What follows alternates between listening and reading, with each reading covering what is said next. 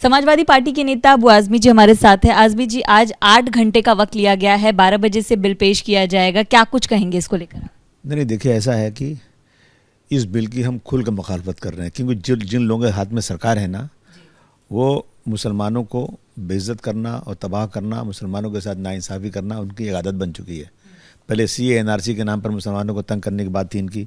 उसके बाद आप जो पर्सनल लॉ ख़त्म करना है इनको, कॉमन सिविल कोड लाना है इनको, हज सब्सिडी इन्होंने बंद कर दिया, इन्होंने सड़क पर नमाज नहीं पढ़ने देंगे, कौड़िया चलेंगे सड़क पर, सड़क बंद रहेगी, उनको फूल डाला जाएगा। लेकिन मुसलमान अगर अपनी मस्जिद के बाहर कभी 5 मिनट की नमाज़ पढ़ेगा तो उसको पासपोर्ट भी ख़त्म कर दिया जाएगा, उसका जो है लाइसेंस भी को ख़त्म कर दिया जाएगा।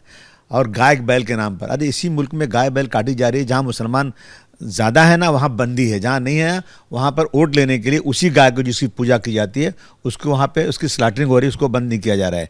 और जो है मुसलमानों के नाम पर तरह तरह की रोज़ाना प्रॉब्लम खड़ी की जा रही है। वही सरकार जो है अब जो है एक बिल ला रही है, नई चीज़ ला रही है कि वक्फ बिल में अमेंडमेंट, हम उससे कभी भी बर्दाश्त नहीं कर सकते। ठीक है, इनकी सत्ता है, ये पास करा लें, अलग बात है, लेकिन उससे मुसलमान उसकी मुखालफत करेगा ज़रूर। अगर उसमें कुछ भी करना है तो सबसे पहले जो मुस्लिम पर्सनल लॉ बोर्ड है, जो हमारी एक बॉडी है जो इन चीज़ों पर नज़र रखती है, मुस्लिम पर्सनल लॉ बोर्ड जब तक इसको एग्री नहीं करेगी, मैं समझता हूँ इस देश का मुसलमान कभी से एग्री नहीं कर सकता। लेकिन कुछ तो पॉजिटिव पॉइंट्स होगा, सरकार ने कुछ तो सोचा होगा। अगर सरकार ने सब सोचा ना कि सड़क पर नमाज नहीं पढ़ने देंगे, बड़ा पॉजिटिव पॉइंट है ये। सरकार ने गाय बैल के नाम पर मुसलमानों को मारा, बड़ा पॉजिटिव पॉइंट है। मुसलमानों के घरों को तोड़ दो, और अभी जो है यहाँ बीड़ में जो हुआ है उसका घर मत तोड़ना क्योंकि वो मुसलमान नहीं है।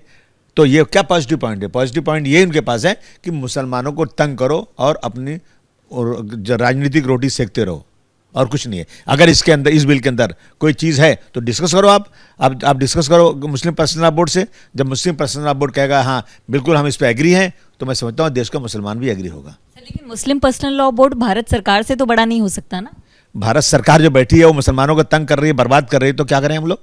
छोड़ दें मुल्क को, यहाँ से सबको जहर दे दो, मार दो सबको, ये करेंगे क्या आप लोग? जी सर, साथ ही उत्तराखंड के जो वक्फ बोर्ड के अध्यक्ष हैं वो कह रहे हैं कि जो असली मुसलमान है वो वक्फ के खिलाफ नहीं है, ये सिर्फ राजनीतिक टिप्पणी हो रही है। जो नकली मुसलमान है वो वक्फ अमेंडमेंट के साथ है, जो असली मुसलमान है वक्फ की जो बिल आ रही है उसके खिलाफ है। क्या कहेंगे, इनके पास इतना मैंडेट तो है कि उसको पास तो करवा लेंगे, तो उसके बाद किस तरह का रुख होगा, क्या कुछ किया जाएगा? मेजॉरिटी में जो चाहो कर लो आप, लेकिन ऐसा है कि ना कि हमारा दिल दुखेगा, हम इसका अपोज करते रहेंगे, और क्या कर सकते हैं? दूसरा कुछ जो हमारे बस में हम करेंगे। हमने देखा था CNRC के टाइम सड़कों पर लोग उतर के थे, खासतौर पर अल्पसंख्यक। क्या इस बार भी उस तरह की कोई रुख अपनाने की बात करेंगे? हमारी जो जमातें हैं, मुस्लिम पर्सनल लॉ बोर्ड है, जमात इस्लामी, जमातुल उलमा है, जो ये लोग जो तय करेंगे, मैं समझता हूँ जिसको मुसलमान वो जरूर करेगा। आपकी इंडिया अलायंस के पक्ष हैं उद्धव ठाकरे, उनसे लगातार बीजेपी सवाल पूछ रही है कि आप अपना हिंदुत्व दिखाइए, आप आज हमारा स्टैंड लीजिए, तो एक प्रेशर टैक्टिक्स भी है। नहीं, ठीक है, अभी जो भी है, अब जो लोग भी करेंगे हम समझेंगे वो मुसलमानों के खिलाफ हैं। तो आप चाहते हैं कि उद्धव ठाकरे भी स्टैंड ले और वक्फ के खिलाफ? मैं ज़रूर चाहता हूँ। मैं तो चाहता हूँ कि बीजेपी के वो लोग जो कुछ सेकुलर हैं वो लोग भी इसकी मुखालफत करें और इस बिल को पास ना होने दें। मैं तो तमाम MP से कहूँगा कि भाई ये नाइंसाफ़ी हो रही है, आप कम से कम थोड़ा सा ध्यान रखिए। और ये बिल, ये ज़मीन ये सरकार की दी हुई ज़मीन नहीं है, ये मुसलमानों ने अपने मस्जिदों के लिए, अस्पतालों के लिए, यतीम खानों के लिए, बहुत सारे कामों के लिए उन्होंने वक्फ किया हुआ है ज़मीन, और ये रहती दुनिया तक ये ज़मीन अल्लाह के नाम पर है, ये चेंज नहीं की सकती।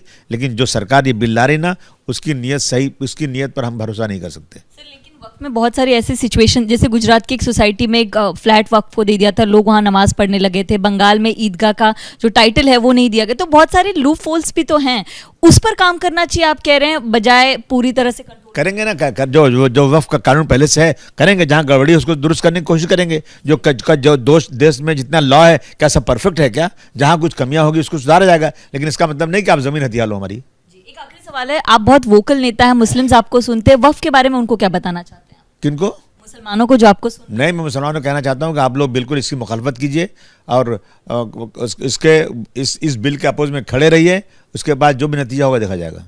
शुक्रिया आपका। कैमरा पर्सन हासिब खान के साथ मैं Namrata Dubey, ABP news Mumbai. For exclusive and insightful videos, subscribe to our new channel ABP Live Premium.